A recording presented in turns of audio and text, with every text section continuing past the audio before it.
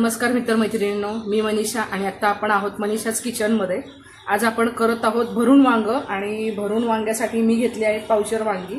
ही छान अशी मीडियम आकाराची काटेरी वांगी घेतली आहे, तुम्ही बघू शकता।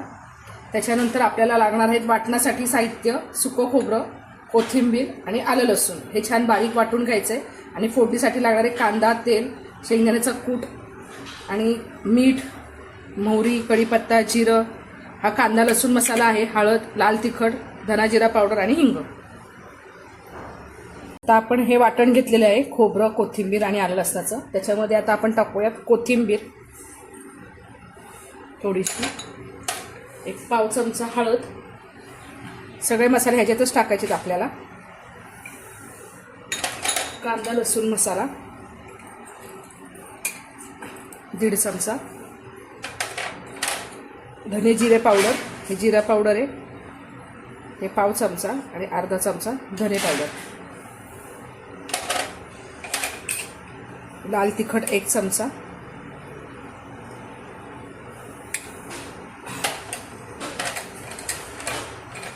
चवीनुसार मीठ। तिखट आणि मीठ तुम्ही तुमच्या सोयीनुसार चवीनुसार घेऊ शकता, तुम्हाला जसं लागतंय तसं। आणि थोडासा शेंगदाण्याचा कूट, शेंगदाणे मी जरासे जाडसरच वाटून घेतलेले आहेत, खूप बारीक करायचे नाही आहेत। आणि हे सगळं व्यवस्थित आपल्याला कालवून घ्यायचं।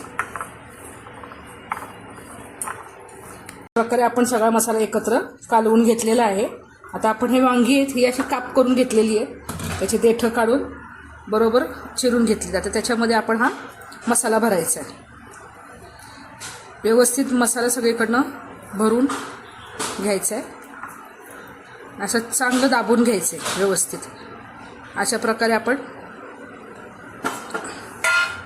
सगळी वांगी भरून घ्यायची। अशी वांगी भरून झालेली आहेत आणि हा मसाला राहिला आहे। आता हा जो मसाला आहे राहिलेला तो आपण फोडणीत टाकायचा आहे। तर आता आपण भाजीसाठी तयारी करूयात। आपलं भांडं तापलेलं आहे, आता आपण ह्याच्यासाठी फोडणीसाठी तेल 2 चमचे तेल घातले। तेल तापलं की आपण ह्याच्यामध्ये घालणार आहोत जिरं आणि मोहरी।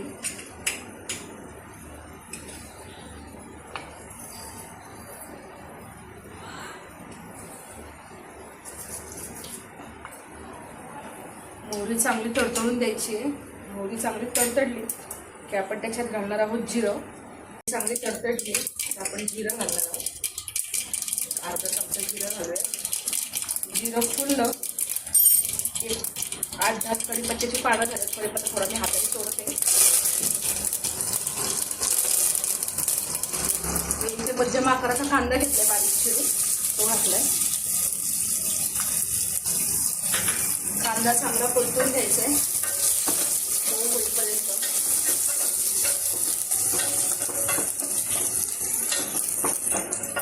कांदा चांगला परतून झालेला आहे आपला गुलाबी रंगावरती। आता आपण ह्याच्यामध्ये वांगी टाकूया। वांगी चांगली परतून घ्यायची आपल्याला तेलामध्ये।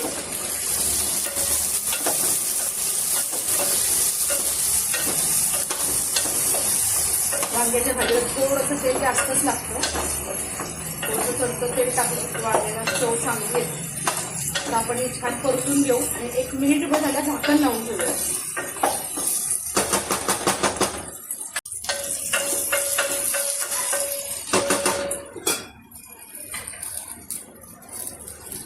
एक मिनिट झालेलं आहे। आता बघतो आपण वांग्याचा कलर असा चेंज झाला। आता ह्याच्यामध्ये आपल्याला हा जो राहिलेला मसाला आहे तो घालायचा। पुन्हा एकदा व्यवस्थित सगळीकडे मसाला परतून घ्यायचा आहे।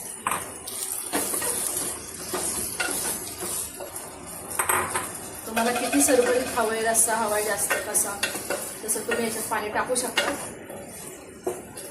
आणि इथे अर्धा ग्लास पाणी टाकली, कारण वांग शिजायला पाणी लागेल थोडंसं।